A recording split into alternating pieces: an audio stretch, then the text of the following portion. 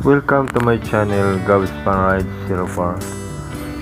This time mga kapanrides, pupunta kami sa St. Francis of Assisi Parish Church na matatagpuan sa General Trias, Cavite. Ito nga pala yung number 8 na lumang simbahan na matatagpuan sa Cavite mga kapanrides. So, pupuntahan na natin ito. So, kailangan natin matapos yung content natin na 11 oldest churches in Cavite. So, pang-8 napuntahan na rin natin yung pang-9 mga kapanrides. So, mayroon na lang tayong 2 na pupuntahan mga kapanrides. Yung number 10 at saka number 11. So, tatakbuhin siguro natin ito ng mga 40 to 1 hour. Depende sa traffic kasi mabagal lang naman tayo. Kasama natin yung commander natin kaya kailangan maingat tayo sa pagdadrive. So, ito na mga kapanrides. Umpisa na kami dito, Dasma. Patimawan kami dito sa Dasma mga kapanrides. Sa mga almost 16 km yata ito. So, arat na mga kapanrides, subaybayan nyo kami.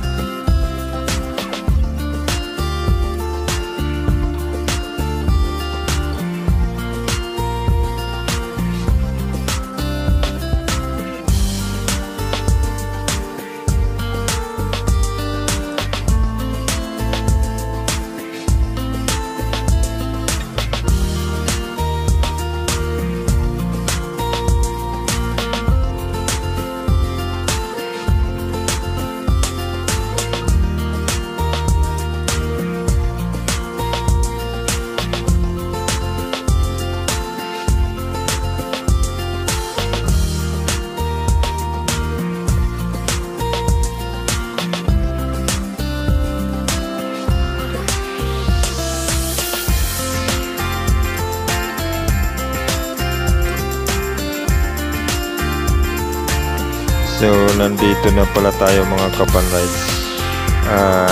Same structure pa rin sa mga simbahan na napuntahan natin.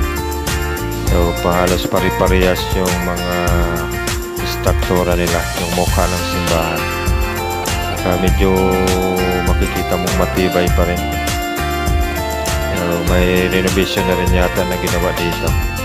Kasi napakalinis ng simbahan. Pero yung sa loob, ganun pa rin yung mga style, yung mga ginagamit nila ng mga siling, parang siling pan na malalaki to, parang sinauna pa rin, saka mga kahoy pa rin yung mga bris sa loob, mga bin niya, yung mga kahoy pa rin.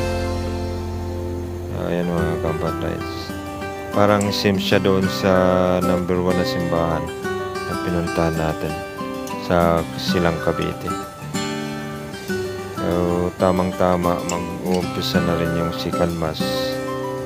So, naabutan din namin mga kapanrides. So, bago tayo nagkuha nito, tapos na yung mass.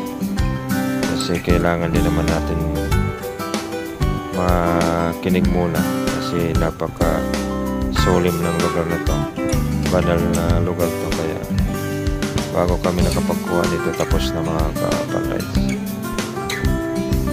So, ito yung loob nya. So, halos sabi ko nga pari-parehas nga yung mga forma ng simbahan na napuntahan natin ng mga lumang simbahan. Simula sa umpisa halos may kahawig sila na forma.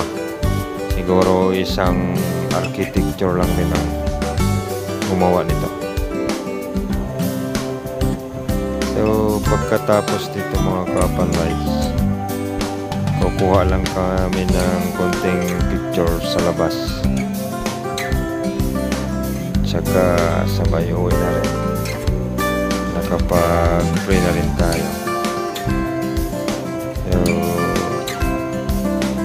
uwi na rin tayo diretso sa bahay para makapagpahinga. At may pasok pa.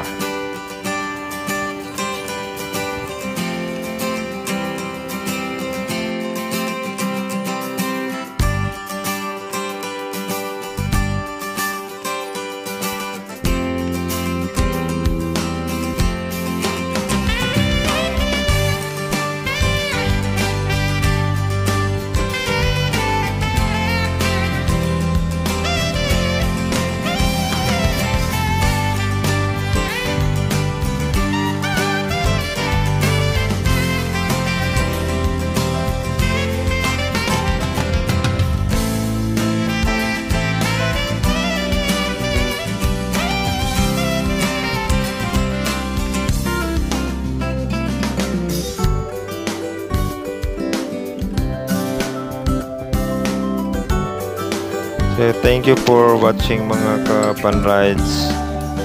Samahan nyo kami sa susunod pa na mga simbahan na pupuntahan namin. So, God bless you always.